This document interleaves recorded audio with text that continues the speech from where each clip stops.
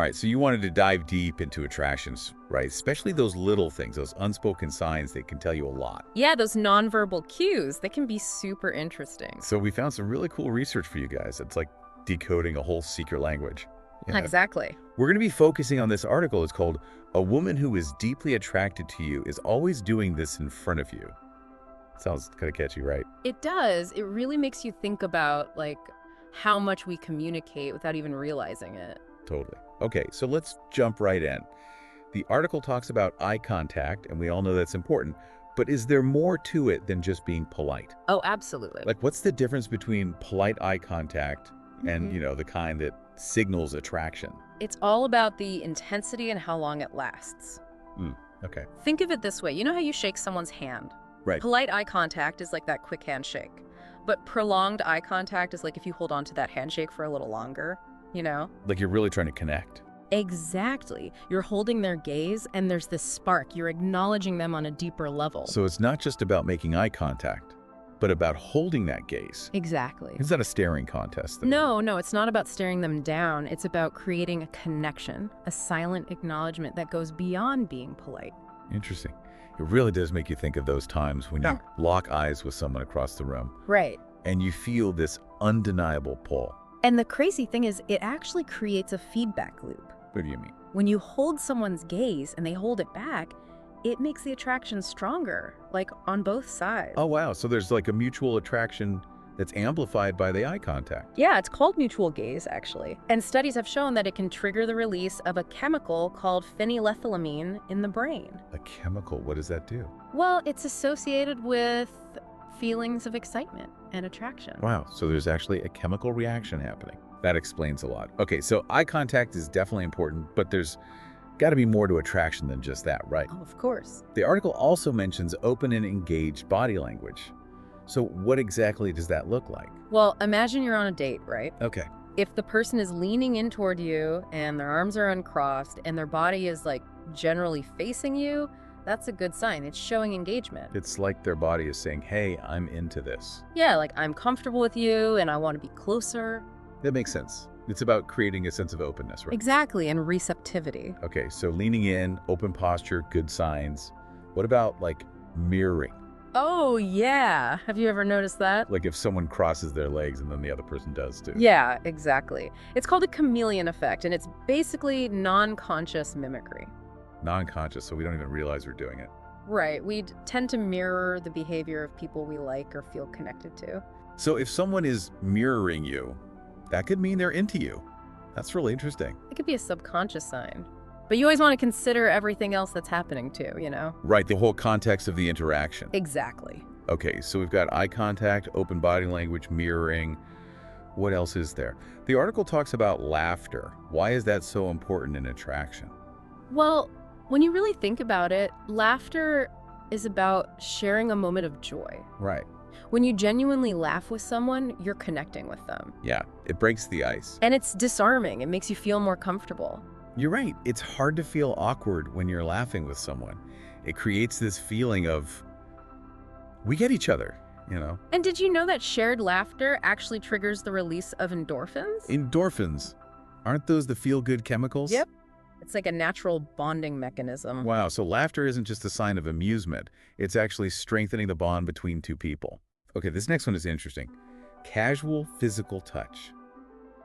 The article says those subtle touches, like a light brush of the hand or a playful tap, can speak volumes. What do you think?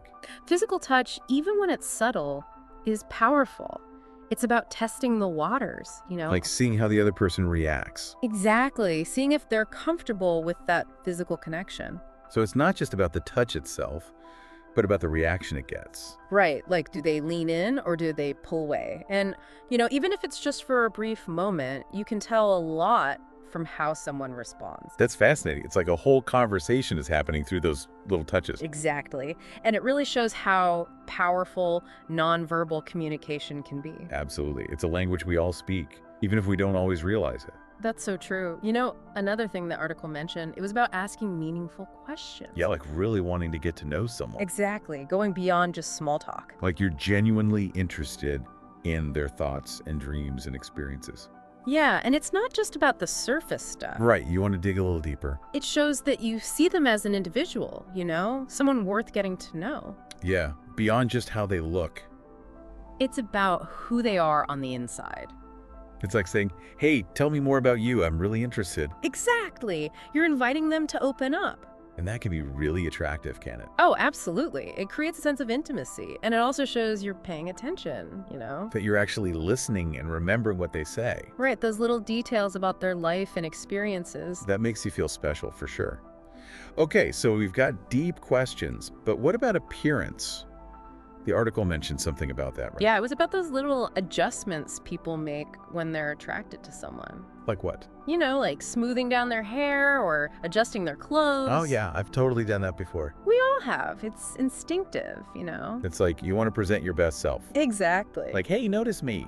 Right, and it's often subconscious. It's like a bird fluffing its feathers to attract a mate, kind of. Yeah, I like that analogy. It's amazing how much we communicate without even realizing it, Yeah, those subtle cues can speak volumes. Okay, so we've got eye contact, body language, laughter, touch, curiosity, and now even preening behavior. It's like a whole secret language of attraction. And don't forget about nervous energy. The article mentioned that too. Oh, you mean like blushing or fidgeting? Yeah, all those little things that happen when you're nervous around someone. Oh my gosh, I totally do that. We all do. It's those butterflies in your stomach, that adrenaline rush. Like you're trying to play it cool, but your body's betraying you. It Exactly. can be kind of cute though, right? Oh, for sure. Yeah. It adds to the authenticity of the interaction. Like you're genuinely affected by the other person's presence. Exactly. It's like your body can't hide how you feel.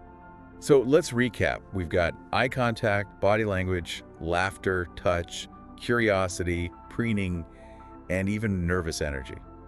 That's a lot of signals.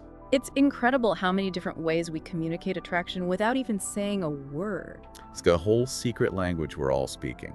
And the fascinating thing is that it's usually a combination of these cues, Yeah, it's not just one thing, it's the whole picture. Like each cue builds on the previous one and it creates this momentum. And it can lead to a deeper connection, right? Exactly. And it's not a one-way street either. Oh, right. It takes two to tango, or however that saying goes. Exactly. Attraction thrives on mutual interest, a back and forth exchange of cues. It really is like a dance. But okay, now that we know all these signals, how can we use them in real life? Well, now you can start to watch for them, Like be more aware of what's happening. Yeah. Yeah. When you meet someone, are you making eye contact? Is your body language open? Right, and are you actually curious about them? Exactly. Are you asking questions that go deeper than just, hey, how are you? So it's not just about receiving those signals, but about sending them too. Oh, absolutely. It takes two to tango, like you said. Huh, there's that saying again. Attraction is all about that back and forth. Makes sense. This has been so eye-opening. It's like we've got this decoder ring for human behavior now. Right. But how do we know we're not misinterpreting anything? Like maybe that person is just being friendly. That's a good point. Context is super important. You got to think about the whole situation. The person, the setting, the vibe. Exactly. And always trust your gut. If something feels off, it probably is. Okay, so trust our instincts. Good advice. Wow, this deep dive has been incredible. We've learned so much about attraction and all those subtle signals. It's a whole new level of understanding people, right? Totally. Yeah. And who knew there was so much to learn about nonverbal communication? It's a fascinating world, that's for sure. Well, listeners, we hope you enjoyed this deep dive as much as we did. Now it's your turn to put this knowledge into practice. Pay attention to those little things, both in yourself and the people you meet. You might be surprised what you discover. Until next time, happy decoding.